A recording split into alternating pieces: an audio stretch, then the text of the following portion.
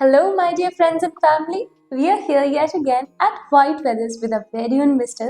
Deepak Shethi. So, now weather change हो रहा है and I think weather के साथ साथ but obvious time भी change हो रहा है और इस changing time और weather ने कुछ startling news lie. Sir, do you know what I'm talking about? Yes, I know what you're talking about. It is one of the breaking news Yes, of this time. definitely. And I think it is something which is a highlight of this year 2024 and going to be very shocking for a lot of people. But today, I think we are sitting here to talk about the diagnosis about that it is a good news or bad news. yes. So, for the people who are really curious and getting to the end of the seats, sir, पहले हमें समझाइए कि क्या news है. So first of all, before starting any information, I would like to say thanks to all my viewers who are watching our show continuously and subscribing and giving us love and even that their feedbacks. I'm so thankful to everyone. So आज की जो breaking news है वो Canada के बारे में है. Canada के बारे में हम बहुत सारी इन्फॉर्मेशन पहले आपको दे चुके हैं, लेकिन कनाडा के बारे में जो आज की न्यूज़ है हैरान करने वाली है, जो पिछले 2 दिन से ट्रेंड हो रही है, दैट इज SDS. अब SDS क्या है? That's most important to understand. SDS is a student direct entry scheme और student direct entry scheme, जिसमें स्टूडेंट डायरेक्टली एडमिशन लेते थे ऑन द बेसिस ऑफ उनके बैंड्स, ऑन द बेसिस उनके funds and on the basis उनके marks. जी. तो बहुत सारी चीजें थी, क्राइटेरिया था जिसकी वजह से उनको डायरेक्ट एडमिशन मिल जाती थी कनाडा के किसी भी यूनिवर्सिटी और कॉलेजेस में. उनको एक क्राइटेरिया क्लियर करना पड़ता था. जी. लेकिन अब जो स्टूडेंट डायरेक्ट स्कीम है जी, वो अब कनाडा ने लास्ट 2 डेज के अंदर बंद कर दी है, रद्द कर दी है, खत्म कर दी है. Not even for Indian students but our neighbouring countries also. Okay, so internationally. Yes, internationally they got it over. Okay. तो यहाँ समझने वाली बात ये है कि अगर SDS खत्म किया है तो अब क्या होगा, व्हाट्स नेक्स्ट. डेफिनेटली. तो कुछ लोग इसको ट्रेंड करके चला रहे हैं, this is the biggest bad news ever that कि अब स्टूडेंट का क्या होना है क्या नहीं होना.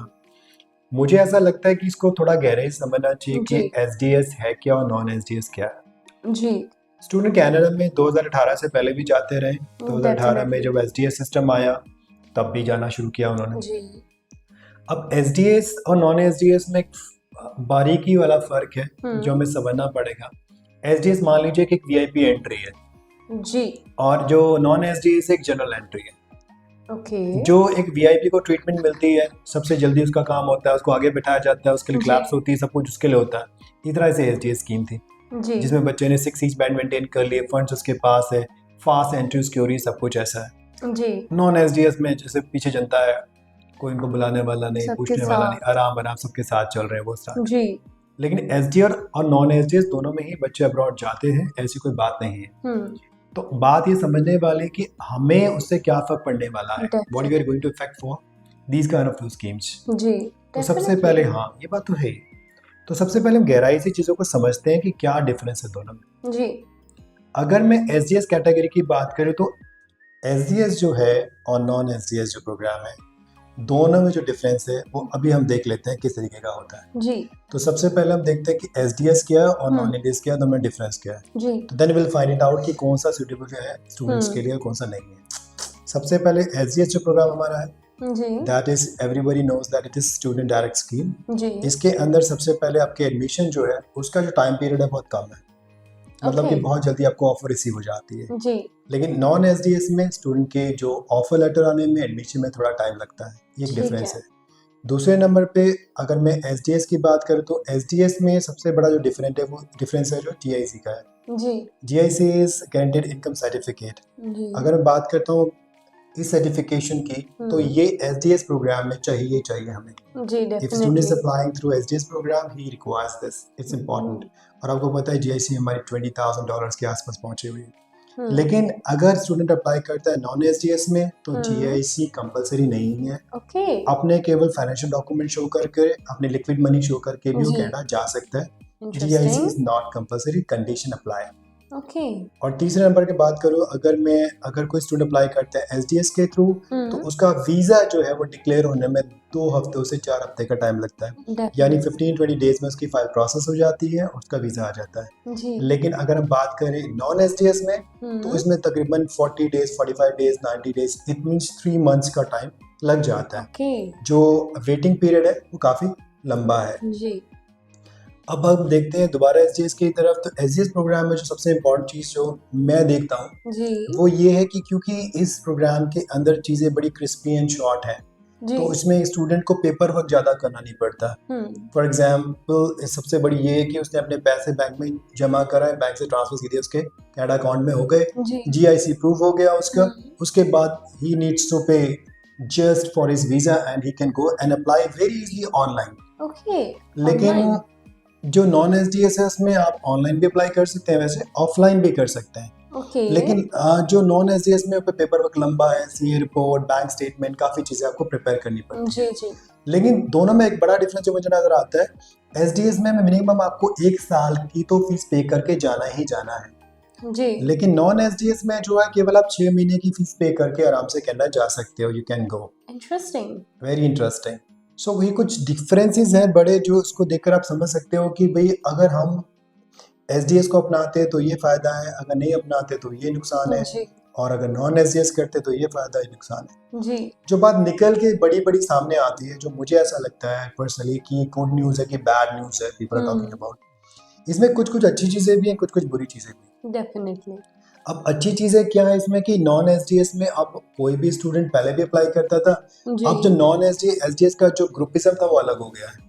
अब सभी स्टूडेंट एक ही कैटेगरी में आएंगे, चाहे वो एसडीएस है नॉन एसडीएस है। जी. तो यानी कि now visa competition is open for all, जी. सभी के लिए। दूसरे नंबर पे अब चाहे आपके 5 बैंड है या आपके कम बैंड स्कोर है, तब भी आप उसके लिए एप्लीकेबल हो, आगे भी थे। ओके. ठीक है, अब जी. आप कम बैंड्स में भी सेम अप्लाई करो, आगे भी कर रहे थे, लेकिन आगे आपकी कैटेगरी अलग कर दी जाती थी, जी.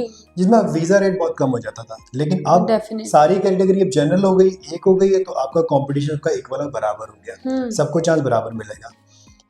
तीसरे नंबर पे जो सबसे बड़ा डिफरेंस ये है कि जो एसडीएस में है वो आपको जीआईसी बहुत महंगी जमा करानी पड़ती है, और नॉन एसडीएस में जीआईसी का झंझट ही नहीं है। आप अपनी लिक्विड मनी शो करो, बैंक स्टेटमेंट तैयार करो, आप you can apply, you can go. जी.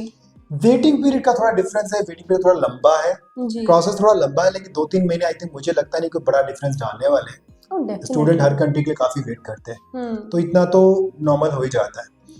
लेकिन जो इसमें अगर मैं पेज देखूं एसटीएस नॉन एसटीएस में जो फंसती है वो ये कि वीज़ा सक्सेस रेट क्या है। पहले जो बच्चा अप्लाई करता था एसडीएस के थ्रू, स्टूडेंट डायरेक्ट स्कीम के अंडर, तो उसके चांसेस थे कि 90% वीजा उसका थ्रू हो जाएगा। 90%. यानी कि overall success rate of SDS visa category 70 to 80%, बड़े आराम से। जी. लेकिन अगर नॉन एसडीएस की कैटेगरी देखी जाए तो वो कहीं रह जाती 50 to 60% के बीच में। ओके. यानी कि 50-50% की गेम है, वीजा आ भी सकता है, वीजा नहीं भी आ सकता। और ये जरूरी नहीं कि केवल अच्छी फाइल है जिनको रिजेक्शन मिलती है, और जो बेकार फाइल है वो कई बार सिलेक्ट हो जाती है, ऐसा कुछ भी नहीं है। जी. कई बार ऐसा भी होता है कि आपकी नॉर्मल फाइल है, यू गेट द वीजा। जी. So it is very much important that you can understand कि एसडीएस और नॉन एसडीएस दोनों कैटेगरी अब एक हो गई, और इसके कुछ प्लस और माइनस भी है। और मुझे ऐसा लगता है कि मैम जो what is my point of view is, जो मैं बॉटम लाइन में सोचता हूँ, जिनकी प्रोफाइल पहले भी अच्छी थी वो आज भी अच्छी, जी. जिनके वीजा पहले आने थे वो आज भी आने। It's not a big deal, बहुत बिग डिफरेंस। अच्छी बात है, कंपटीशन बढ़ेगा। अब बच्चों के जिनके 7 बैंड उनको सोचने की जरूरत ही नहीं है। जी. अगर यूनिवर्सिटी को लगेगा कि ये क्रीम फाइल है तो जरूर उठाएगी, तो इस कैटेगरी में पढ़े या ना पढ़े, अल्टीमेटली दोनों स्कीम्स थी आपके पास। अब एसडीएस नहीं है, अभी भी फाइलिंग कर सकते हैं। आपकी फाइलिंग को किसी रोका नहीं है। Competition is still alive. If you have a very good profile, you have good bands, good academic scores, then you can apply. और इवन दैट जिनके बैंड्स को नहीं है गुड, जिनके मार्क्स भी कम है, उनके लिए भी गुड न्यूज़ है, दे कैन आल्सो अप्लाई। जी. और सबसे अच्छी बात कि अब जीआईसी के लिए आपको ज़्यादा भागना नहीं पड़ेगा, आप अपने अप्रूवल ले सकते हैं, 6 मंथ्स की फीस भी आप दे सकते हैं। बाकी आगे पता चलेगा। Definitely sir, it is true that हर एक कोई कॉइन के दो साइड्स होते हैं. Now I think it depends on people what they value more, I suppose. Yes. Now, my dear friends and family, we have taken enough of your time. And definitely, I think it is time to say goodbye, but let us remind them also that White Feathers is here for them. Whether they want to achieve those high bands to reach to Canada or whether they want to fly to Canada itself, because we are the ones who will give their dreams wings. Bye bye. take care. Bye.